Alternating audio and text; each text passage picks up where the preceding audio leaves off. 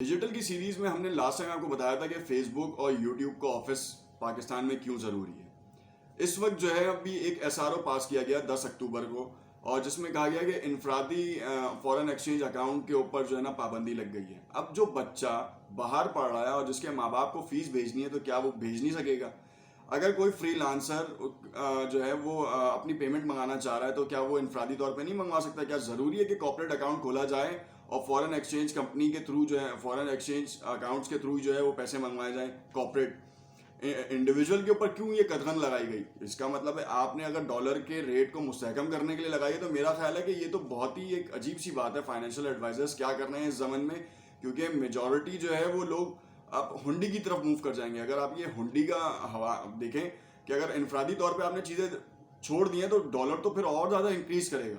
मेरा ख्याल ये तज्जिया यही है, क्योंकि कॉल सेंटर्स हो, सॉफ्टवेयर हाउसेज हो या फ्रीलांसर्स हो, इनकी छोटी छोटी पेमेंट्स होती हैं। इनकी कोई 10-20 हज़ार डॉलर्स की पेमेंट नहीं होती। ये तो $100 से शुरू होते हैं और 600 700 800 डॉलर्स के ऊपर चले जाते हैं। इंडिविजुअल बंदा अगर जो है वो HTML का कोई काम कर रहा है, वर्डप्रेस का कोई काम कर रहा है, उसको कोई $6000 की पेमेंट थोड़ी आती है। उसको $60 का काम आता है, 2 दिन का काम होता है, वो खत्म कर देता है। वो नए नए फ्रीलांस के ऊपर अकाउंट्स बना रहे हैं, अपने प्रोजेक्ट्स ले रहे हैं, पाकिस्तान को मुस्तहकम करने के लिए डॉलर्स यहाँ गिराना चाह रहे हैं, मगर आपने उसको बंद कर दिया। हुंडी के रास्ते को जरूर ओपन कर दिया। डिजिटल पेमेंट सिस्टम आपके पास है नहीं। अगर आपने यही काम करना है तो डिजिटल पेमेंट सिस्टम को जो है ना वो स्टैब्लिश करें। पूरी दुनिया में पेपैल की जो है ना वो मांग है, मगर हमारे पास नहीं है। हमने पेनोएर और इन सबको लेकर आए, मगर उसको भी रिस्ट्रिक्ट कर दिया $500 पे। और मेजॉरिटी जो है ना उसकी भी पेमेंट जो है ना मासेस में आती नहीं है, आपने बंद करके रख दी है। एस्क्रो एक डिजिटल का निज़ाम है, मगर उसको भी जो है ना वो आप लोकल लेवल के ऊपर इनकरेज वो नहीं हो पा रहा। तो पाकिस्तान की सतह के ऊपर जो है हमारा एक अपना डिजिटल का निज़ाम होना चाहिए, जिससे जो है हमारे आम लोग जो हैं वो फ़ायदा हासिल कर सकें। इस वक्त तक हम फ़ायदा हासिल ही नहीं कर पा रहे हैं। असल में हमने डिजिटल को समझा ही नहीं है। बहुत से टिकटॉक के ऊपर पाबंदी लगा दें, अगला आपका जो है वो फेसबुक हो जाएगा, फिर उसके बाद यूट्यूब हो जाएगा। बात यह है कि हमारा अगर किसी मवाद के ऊपर कोई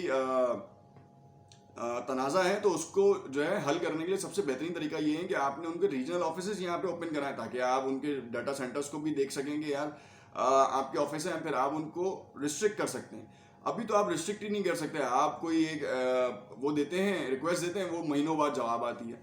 आप चाहे आप किसी भी मजहबी तौर के ऊपर कोई मवाद शाया हो गया, उसको रोकने के लिए आपको महीना रिस्ट्रिक्ट आपको जो है ना एप्लीकेशन देनी पड़ती है, फिर बंद करना पड़ता है, या PTA के थ्रू ब्लॉक करना पड़ता है। अगर फेसबुक वगैरह के ऊपर भी ऐसे है तो फिर PTA के ऊपर ही पाबंदी लगेगी। लोग अपने कारोबार से मुंसलिक हैं, उनके कारोबार को जो है मजीद चमकाएं, ना कि उनको गिराएं।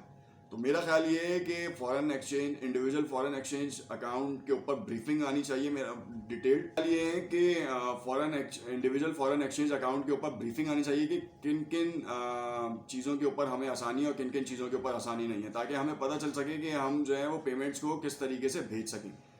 शुक्रिया।